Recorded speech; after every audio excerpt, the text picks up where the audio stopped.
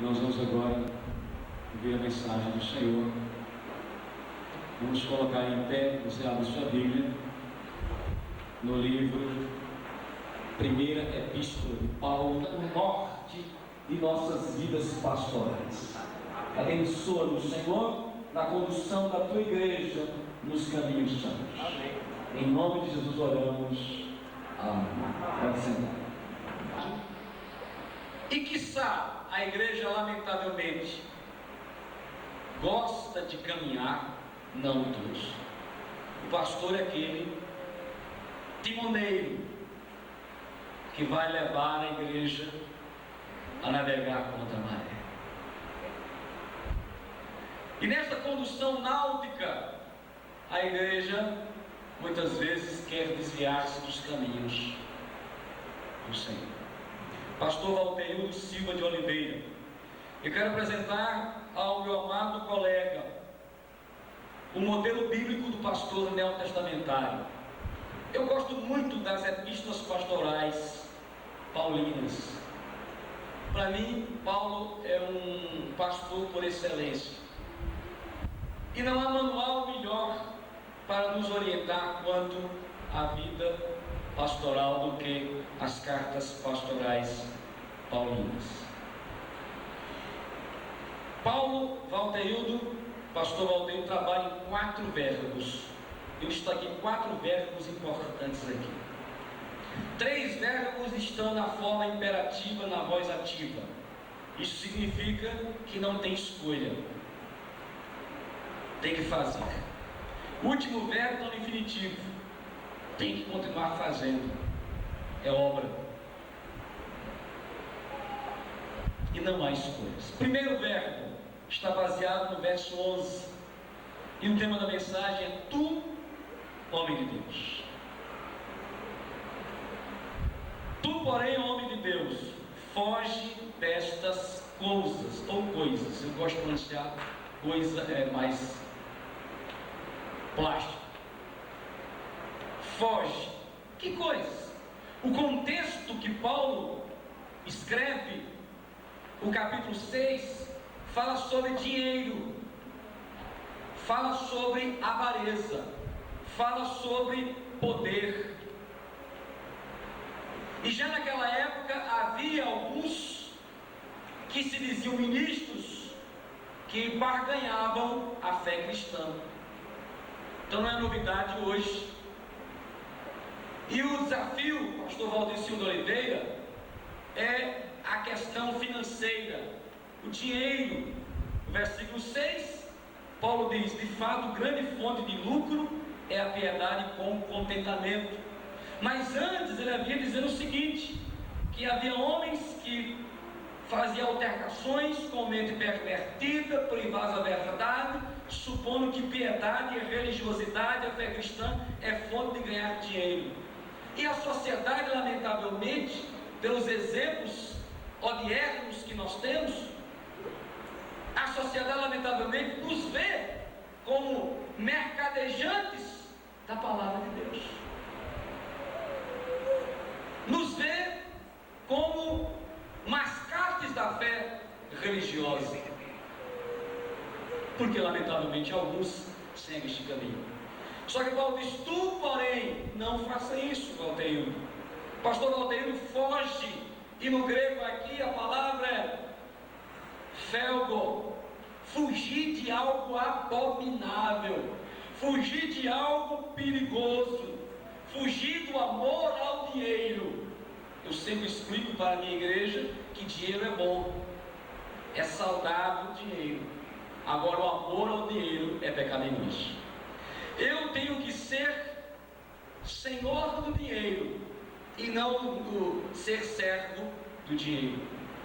Então, fuja da busca desenfreada pelo alcance do bem-estar monetário, que a sua vida familiar, pastoral, na condução do rebanho, seja de confiabilidade somente nas promessas de Jesus. Somente nas promessas do Senhor. Quantas experiências Deus me tem feito passar ao confiar nele. Eu não vou delineá-las aqui, porque senão passarei algum tempo. Mas só quero dizer que o amor ao dinheiro só traz malefícios para o homem de Deus. E Paulo diz: foge destas coisas. E o contexto não é só dinheiro. O contexto aqui é, no capítulo 6, o contexto aqui é de pessoas, falsos mestres, e pessoas que buscavam lucro com a religiosidade cristã. Então foge destas coisas, o apóstolo Paulo nos orienta. O verso 9 diz: os que querem ficar ricos caem em tentação e cilada, e em muitas concupiscências insensatas e perniciosas, as quais afogam os homens na ruína e perdição. Porque o amor ao dinheiro é a raiz de todos os males. Nessa cobiça desviaram da fé e a si mesmos se atormentaram com muitas dores. Exemplos naquela época, imagine hoje. Então foge da busca pelo poder. O poder eclesiástico, bom período, todo poder é perigoso. Por isso que eu entendo que todos os pastores que eu conheço têm limitações. E eu entendo por quê. Pastores aqui presentes, para que nós não nos tornemos super-homens acima do bem e do mal, para que nós olhemos todos os nossos dias as nossas fraquezas, as nossas limitações. Porque o poder pode nos levar à condução de ovelhas aos pastos verdejantes, mas pode nos levar a esquecer de conduzi-las aos pastos verdejantes. Foge destas coisas. Segundo imperativo, Paulo diz: antes segue, no grego dioko, que significa correr com determinação, que significa perseguir um objetivo, que significa correr prontamente, estando preparado para seguir os valores espirituais, que são milhares deles na Bíblia Sagrada. Paulo coloca aqui alguns. Paulo diz: segue a justiça, ser imparcial. Como pastor, o irmão deve ter em mente somente agradar a Deus, porque as ovelhas, com afã de amizade, de conquistar espaço com o pastor, muitas vezes quer que nós fechemos os olhos aos seus erros. E nós temos a tendência de quem gosta da gente tratar com parcialidade, de quem não gosta tanto tratar com imparcialidade, mas trate com justiça todas as ovelhas. Quer elas tenham um dízimo altíssimo, quer elas não trabalhem nem dízimo doem à igreja. Segue a justiça, agrade só a Deus. Não permita que a igreja lhe conduza a pregar aquilo que a igreja quer ouvir. Pregue aquilo que a igreja precisa ouvir. Amém, irmãos? Amém. Segunda coisa, segue a piedade, uma vida de oração. Pastor Valterildo, no ministério, eu aprendi que eu devo falar menos com os seres humanos e falar muito mais com Deus. Muitos problemas pastorais e eclesiásticos só irão ser resolvidos no altar do Senhor pela oração. Por mais pregação, aconselhamento, advertência, disciplina, há pessoas que não se consertam, e só quem conserta é o Espírito Santo de Deus. Então persiga uma vida de oração, uma vida de comunhão com Deus, chorar na presença de Deus, derramar-se na presença do Senhor, buscar a solução aos pés do Senhor, para depois conversar com os homens. Como batistas, geralmente, quando chegamos perto da sessão administrativa, nos cercamos da diretoria e nós damos uma diretriz. Isso não é ruim, é bom, mas não é solução. A solução é ir para os pés do Senhor Jesus, porque lá Ele tem resposta, amém? Segunda coisa, persiga a fé. Confie, pastor Valteildo, somente em Deus. Confie somente em Deus. Confie somente em Deus. Confie somente em Deus. O ministério pastoral é solitário. Muitas vezes precisamos de um ombro para chorar as nossas dores. E como nós choramos? Mas o ombro melhor é o ombro de Jesus Cristo. Não há ombro melhor, pastores que já estão na caminhada há algum tempo. Não é isso, pastor Maurício? Não há ombro melhor que o ombro de Jesus. E demais pastores. Persiga a fé em Deus. Quando a igreja colocar-se contra a vontade de Deus, não fique do lado da igreja, fique do lado da vontade de Deus. Amém, igreja? E é esse entendimento que nós, pastores, devemos ter em mente, de nos colocarmos ao lado de Deus. Persiga o amor. E aqui eu estava olhando, Paulo escreveu amor agapau nesse texto. Ele não usou o filéu nem o estorgê. O filéu é aquele de amizade, o estorgê é aquele amor humanitário. Ele usou agapau. Persiga o amor sacrificial, aquele amor de estar junto das ovelhas. Mas quem ama corrige também. Nós, na nossa sociedade, confundimos amor e achamos que amor é só passar a mão.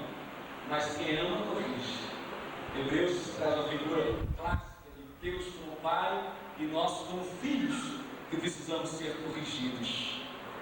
Outra coisa que eu quero destacar, pastor Valteildo: persiga a constância. Em algumas versões tem paciência, não tem aí? Não é? Paciência. Mas a ideia no grego não é a paciência de ser paciente. A ideia é de ter estabilidade. O que eu quero dizer com isso? Eu quero dizer, Valteildo, pastor Valteildo, que no ministério surgirão problemas difíceis. Haverá anos de sequidão espiritual. E a vontade que tem em nosso coração é partir para outro rebanho, humanamente falando. Mas Deus quer que você passe pela prova, porque depois da prova tem frutos grandiosos para colher, para você colher, amém? Estabilize-se, tenha estabilidade. O que eu quero dizer aqui, falando francamente, eu quero dizer o seguinte: você mostrou estabilidade. É por isso que você está nesta igreja sendo consagrado. Porque nós vimos na sua pessoa uma pessoa de estabilidade, que suportou e passou. Então o pastor deve demonstrar estabilidade no ministério, suportar. É doloroso, não é doloroso, colegas?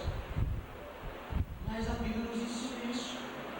Eu não posso, o primeiro problema, fugir. Eu tenho que estar na presença de Deus, porque na presença de Deus é o meu, é o seu, é o nosso lugar. Tudo porém, foge destas coisas. Segue a justiça, a piedade, a fé, o amor, a constância e a mansidão. Eu fui para o grego ver o que é mansidão. Porque mansidão, na nossa linguagem sertaneja brasileira, é aquele homem que suporta tudo, é mole. Desculpa usar uma linguagem popular, lesado. Essa é a ideia que nós temos de manso. Mas a Bíblia diz que Moisés era o homem mais manso da face da terra.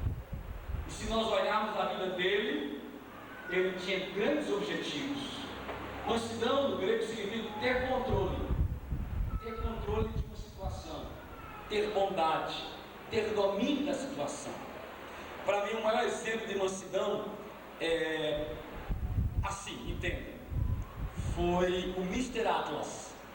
O Mr. Atlas foi um homem que fundou o fisiculturismo, aquela arte de reforçar os bíceps e os músculos,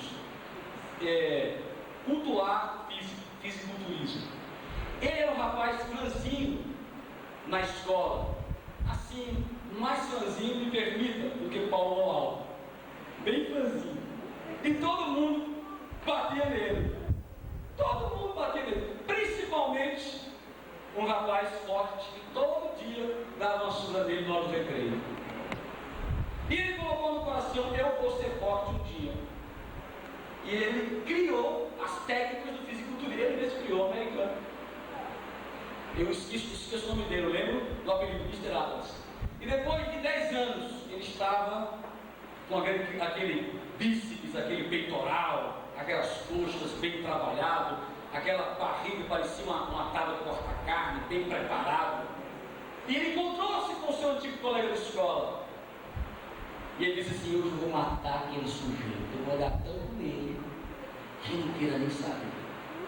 Mas quando o irmão Emílio aproximou-se do rapaz, olhou para ele e disse: eu posso lhe bater, eu posso lhe massacrar, mas não vou fazer isso não vou me sujar com você não.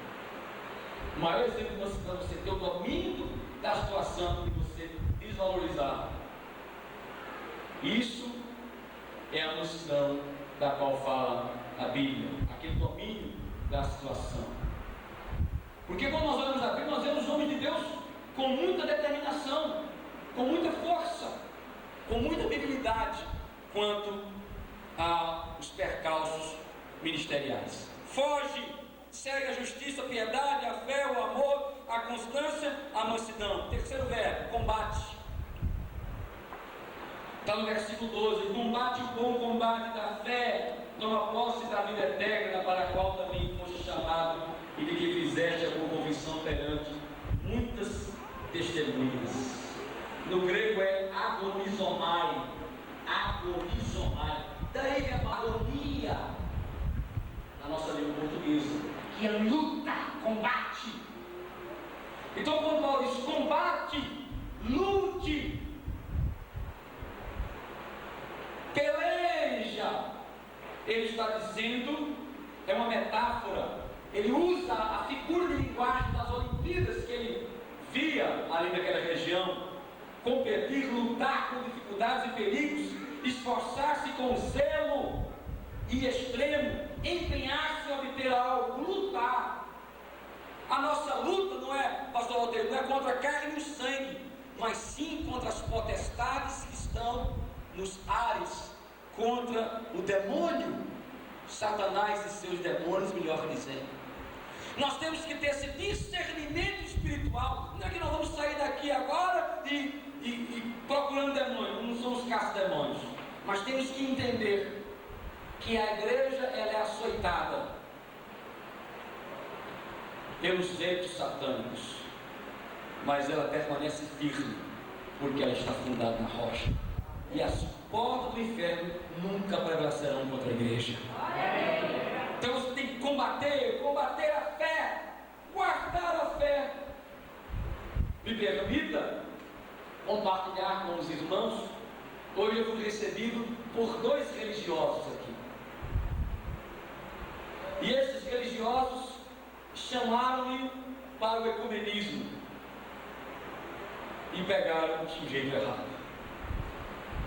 E aqui nesse gabinete eu apresentei as razões pela segunda vez que não faço parte do ecumenismo. Combate o evangelho. Os tempos são difíceis, de evangelho fácil, evangelho pragmático, de adesões e não conversões, muitas adesões e poucas conversões genuínas. O Brasil tem 30 milhões de evangélicos. Cadê a força e influência deste povo na sociedade que eu não vejo?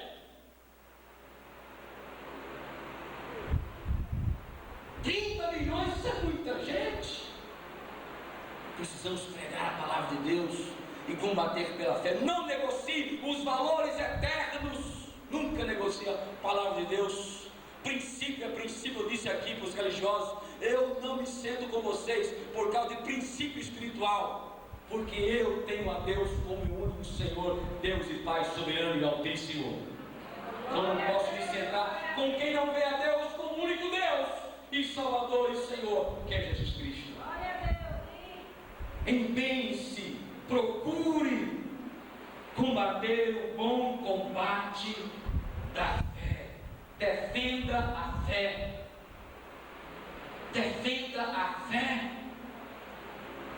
Diga o que é certo e o que é errado segundo a palavra de Deus, e não tente agradar o mundo e nem a homens. Agrade a Deus. Diga, a Bíblia diz assim, diz o Senhor: aqui é certo e aqui é errado, e ponto final.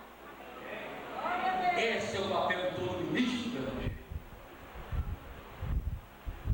E quando nós somos assim, pagamos um grande preço, Walter. Eu pago um grande preço pela misericórdia de Deus, por falar a palavra de Deus. Os pastores pagam um grande preço. E não tem que pagar esse preço. De as pessoas lá em Itabira olharem para você como um homem de Deus, como olharam São José do Bonfim, e olharem você como um homem de Deus, um referencial, um homem que não se vende, um homem que tem o combate da fé claro e conciso. Não agradar a homens jamais, em nome de Jesus. Não agradar a homens. Pregar a vontade de Deus, o oráculo de Deus, o que Deus quer, nós temos que pregar. Agora, pagamos um preço da rejeição, da indiferença, do desprezo da sociedade, e muitas vezes a igreja, porque às vezes a igreja quer café com leite, quer caramelo, e você tem que oferecer machixe, você tem que oferecer quiabo da palavra de Deus. Amém, igreja? Amém. Eu estou à vontade, estou em casa. Glória a Deus. Amém? Graças a Deus por isso. Quarto verbo: guarde. Guarde. Guarde. Verso 14. Que guardes o mandato imaculado e irrepreensível até a manifestação de nosso Senhor Jesus Cristo. Eita, olha, quando eu estava preparando esse sermão, essa frase me causou um arrepio. Guardar o mandato. Você gosta do grego? Eu fui para o grego. Eterel, que significa observar como quem observa as horas. O verbo vai entender como quem observa as horas. Guardar como quem observa as horas, doutora Valdira, como é isso? Significa atender diligentemente. Como estamos preocupados com o horário de uma programação, de um evento.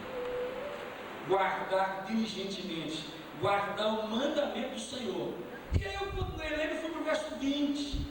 E o verso 20, Paulo diz: tu, ó Timóteo, guarda o que te foi confiado. E eu digo, eu vou para o grego, sabe que guardar é esse? E lá no grego guardar é filasso, que significa vigiar, manter os olhos abertos, manter o olhar sobre, para não escapar.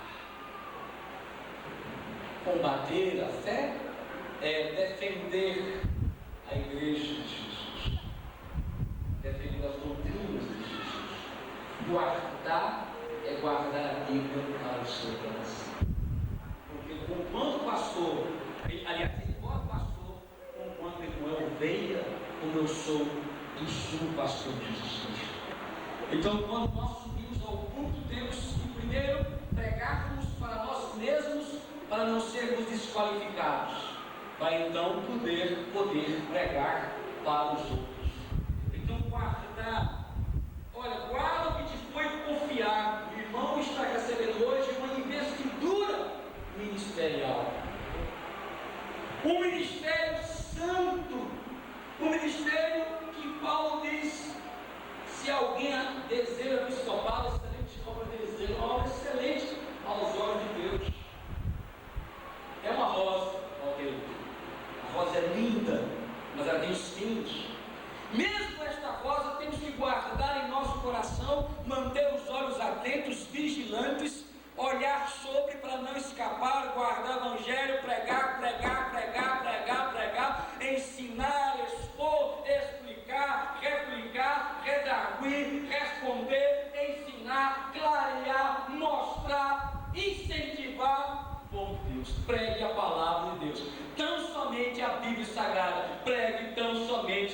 palavra de Deus. A lei é o testemunho sem a qual ninguém verá o amanhecer. Pregue a Bíblia. Pregue a Bíblia. E Paulo diz aqui nas suas cartas pastorais: prega a palavra. Aqui ele diz, eu não vou nem me deter aqui porque é muito claro. Prega a palavra. A Bíblia é sua regra de fé e prática. Um conselho. Permita-me. Pregue expositivamente. Faça o sermão expositivo o seu companheiro fiel. O sermão expositivo é o melhor sermão que existe. E os pastores sabem o que eu estou dizendo. E alguns seminaristas sabem. Sermão expositivo é onde nós pregamos somente pela palavra.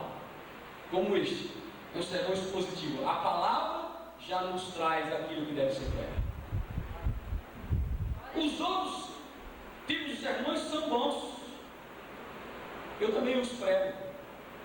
Mas seja companheiro fiel do sermão expositivo. Porque a Bíblia é a sua regra de fé e prática. Finalmente, o ministro de Deus, nesta sociedade contemporânea, só tem uma saída: a lógica de Deus. Renarquei renvologos. No princípio era o verbo, e o verbo estava com Deus. Logos no grego significa lógica, que traduzido para o português é verbo. Eu não gosto da tradução. O correto é: no princípio era lógica, e a lógica estava com Deus, e a lógica era Deus. Amém? Mas traduzir para verbo no sentido, tem um sentido também, mas eu gosto mais de lógica. A lógica de Deus. Nesses tempos difíceis, pastor Valteiro, procure observar o homem moderno. Responda as suas questões existenciais. Leve a solução, que é Jesus Cristo. Cristo é a resposta para um mundo perdido. Para tanto, fuja da avareza. Siga a Jesus. Peleje pela fé. Guarde a palavra de Deus em seu coração para repartir com a sua igreja e com as pessoas que precisam de salvação. Amém, meus irmãos? Estes são os meus conselhos, que não são meus, são os conselhos da palavra de Deus para o seu ministério. Que Deus abençoe em nome de Jesus.